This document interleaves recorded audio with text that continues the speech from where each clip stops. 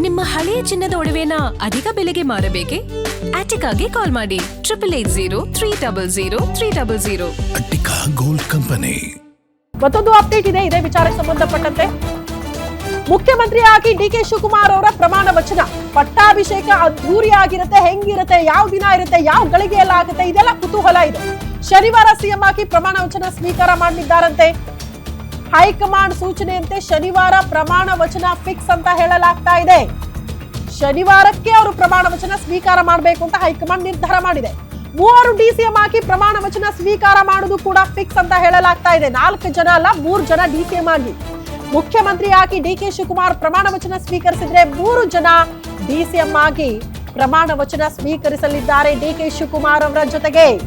ಇದರ ಜೊತೆಗೆ ಸಂಪುಟದ ಸಹೋದ್ಯೋಗಿಗಳು ಯಾರು ಅದನ್ನ ಕೂಡ ಡಿಸೈಡ್ ಮಾಡಬೇಕು.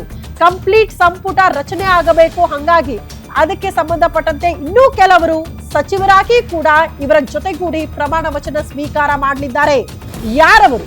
ಡಿ.ಕೆ. ಶಿವಕುಮಾರ್ ಅವರ ಸಂಪುಟ ಸೇರಿಕೊಳ್ಳುವ ಸಚಿವರು ಯಾರು, ಡಿಸಿಎಂ ಯಾರು, ಇದೆಲ್ಲವೂ ಕೂಡ ಸದ್ಯಕ್ಕಿರುವ ಕುತೂಹಲ. ಕೆಪಿಸಿಸಿ ಅಧ್ಯಕ್ಷರು ಯಾರಾಗ್ತಾರೆ, ಯಾವ ಸಮುದಾಯಕ್ಕೆ ಯಾವ ಹುದ್ದೆ ಸಿಗುತ್ತೆ, ಇದೆಲ್ಲವೂ ಕೂಡ ಸದ್ಯಕ್ಕಿರುವಂತಹ ಕುತೂಹಲ.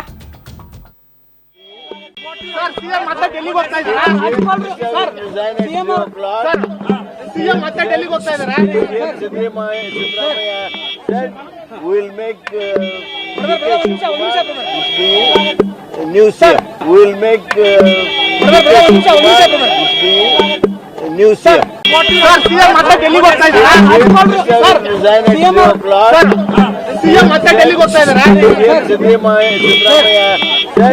We will make new CM. We will make new CM. At the first time 6 ಗಂಟೆಗಳ ಸುದೀರ್ಘ ಪಕ್ಷದ ವೇದಿಕೆಯಲ್ಲಿ ಚರ್ಚೆ ಆಗಿರುವಂತಹ ವಿಚಾರ ಬಹಿರಂಗವಾಗಿ ಒಪ್ಪಿಕೊಂಡಿರುವಂತಹ ಒಬ್ಬ ನಾಯಕ ಅಂದ್ರೆ ಅದು ಎಚ್.ಕೆ. ಪಾಟೀಲ್. ಎಚ್.ಕೆ. ಪಾಟೀಲ್ ಅವರು ಓಪನ್ ಅಪ್ ಆಗಿ ಹೇಳ್ಕೊಂಡ್ರು, ಇವತ್ತು ಮುಂದಿನ ಸಿಎಂ ಡಿ.ಕೆ. ಶಿವಕುಮಾರ್, ಸಿದ್ದರಾಮಯ್ಯನವರು ರಾಜೀನಾಮೆ ಕೊಡ್ತಾ ಇದ್ದೀರಿ ಸಿಎಂ ಸ್ಥಾನಕ್ಕೆ ಅಂತ ಅಧಿಕೃತವಾಗಿ ನಮ್ಮ ಸಭೆಯಲ್ಲಿ ಹೇಳಿಕೊಂಡಿದ್ದಾರೆ ಅಂತ ಒಬ್ಬ ನಾಯಕ ಬಹಿರಂಗವಾಗಿ ಕೊಟ್ಟಿರುವಂತಹ ಸ್ಟೇಟ್ಮೆಂಟ್ ಅದು ಎಚ್.ಕೆ. ಪಾಟೀಲ್. ಅವರು ಕೂಡ ಒಬ್ಬ ಪವರ್ಫುಲ್ ಲೀಡರ್ ಆಗಿದ್ದವರು. ನೋಡಿ, ಫಸ್ಟ್ ಟೈಮ್ ಒಬ್ಬ ನಾಯಕ ಪಕ್ಷದಲ್ಲಿದ್ದವರು ಮಾತನಾಡ್ತಿದ್ದಾರೆ ನಾಯಕತ್ವ ಬದಲಾವಣೆ ವಿಚಾರಕ್ಕೆ ಸಂಬಂಧಪಟ್ಟಂತೆ ಅಂದ್ರೆ ಅದು ಎಚ್.ಕೆ. ಪಾಟೀಲ್ ಮಾತ್ರ. ಪಕ್ಷದ ವೇದಿಕೆಯಲ್ಲಿ ಚರ್ಚೆ ಆಗಿರುವ ವಿಚಾರಗಳು ಇಲ್ಲಿ ತನಕ ಬಹಿರಂಗ ಆಗ್ಲೇ ಇಲ್ಲ. ಅದೆಷ್ಟೋ ಜನ ಶಾಸಕರು, ಸಚಿವರು, ದೆಹಲಿ ದಂಡಯಾತ್ರೆ ಮಾಡಿದವರು ಕೂಡ ಪಕ್ಷದ ವೇದಿಕೆಯಲ್ಲಿ ಚರ್ಚೆ ಆಗಿರುವ ವಿಚಾರ ಗೊತ್ತಿದ್ರು ಕೂಡ ಮಾಧ್ಯಮಗಳ ಮುಂದೆ ಒಬ್ಬರೇ ಒಬ್ರು ರಿಯಾಕ್ಷನ್ ಕೊಡೋದಕ್ಕೆ ಮುಂದಾಗ್ಲಿಲ್ಲ.